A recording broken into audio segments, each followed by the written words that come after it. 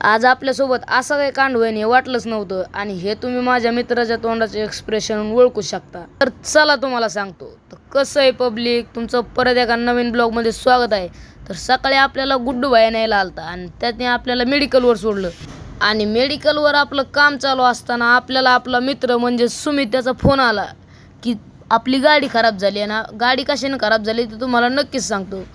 तर फोन आल्यावर तो आपल्याला घ्यायला आला आणि आम्ही आलो गाडीला वेल्डिंग मारायला, कारण की सुमितनं गाडीवर सिमेंटाची गोणी टाकली होती आणि सिमेंटाची गोणी जशी टाकली, गोणी टाकल्यावर गाडी म्हणली धन्यवाद आमची जिरली. बस सुमितनं इथून पुढं मग आमची जिरासाठी VIP मध्ये चहा पाजली.